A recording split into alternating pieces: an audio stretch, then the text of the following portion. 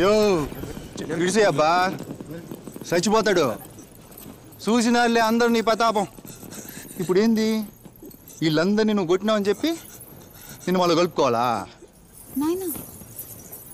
ఇట్లాంటి ఆటలు ఎన్ని ఆడినా నీకు ఇంటి పేరు ఇచ్చేదిలే. నువ్వు ఎప్పటికీ ఉత్త పుష్పరాజే. నాయనా ఏం నట్టు మాట్లాడుతుండవు? గుళ్ళ పైకి లాగుండారు. తిన్నాయన గాన రాకుండా ఉంటే ఏమైందో తెలుసా నీకు? ఎవడమ్మే నీ చిన్నాయన? నీ చిన్నాయన అంటే ఈడు మా అమ్మకి నాయనకి పుట్టినాడు. వాళ్ళు నీ పైట లాగినప్పుడు నా పరువు పోలే. అందరి ముందర నీ చిన్నాయనని పిలిచినావు చూడు, అప్పుడు పోయిందంట పరువు. యో ఏంది బా బిడ్డని కాపాడినాడని మర్యాద కూడా లేకుండా అట్లా మాట్లాడుతుండవే? ఏంది కాపాడినాడా? ఆడు కూడా ఇట్లాంటి అవకాశం కోసం ఎదురు చూస్తూ ఉంటాడు కదా. సందు దొరికినది. ఆడవేషంతో పాటు చిన్న వేషం కూడా కట్టేసినాడు. ఇప్పుడు కాపాడినట్టు డ్రామాలు ఆడుతున్నాడు. యో పెద్ద మంచి, ఇదంతా డ్రామాలా కనిపిస్తుండదా నీకు? నీ బిడ్డకే కాదు, ఏ ఆడబిడ్డకిటైనా మా ఆయన ఇట్టానే కాపాడుతాడు. అది ఆయన నీతి. మానం లేకుండా ఏ జన్మయ్యా నీది? శివలే పెద్ద చిన్న చూసి మాట్లాడనా? నువ్వు గుమ్మనుండత్తా.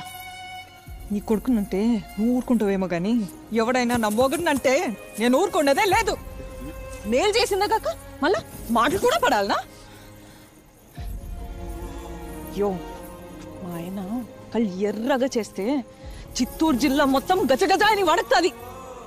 అట్టంటి కళ్ళు నీళ్ళు చూసినానంటే అది కూడా నీ వల్లే. ఆ పొద్దు కూడా అంతే. పెళ్లి చూపులు గాని వచ్చినప్పుడు ఆయన కళ్ళు పెట్టించాడు. ఈ పొద్దు కూడా అంతే. బిడ్డ పుడుతున్నాడబ్బా అంటే ఏ మొగుడైనా ఆనందపడతాడు కదా, కానీ నా మొగుడు ఏడ్చినాడయ్యా. అది కూడా నీ వల్లే.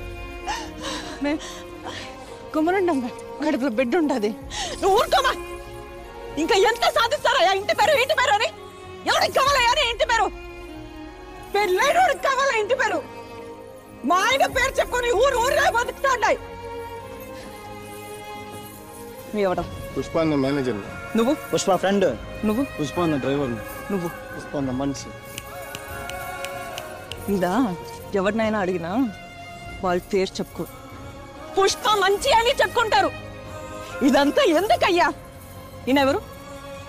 పుష్పాలన్నా. ఇది ఇది నా మొగడంటే.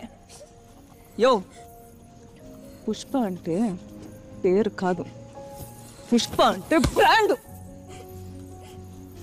చిన్నమ్మ చిన్నమ్మ అని బస్సు లాపు. నువ్వు ఉన్నారు కదా ఇక్కడ తాడి చెట్లాగా, తీసుకో వెళ్ళి. ఇడిసండ్రా, వీళ్ళు కొట్టుకుంటారు. స్వామి పోదామా స్వామి?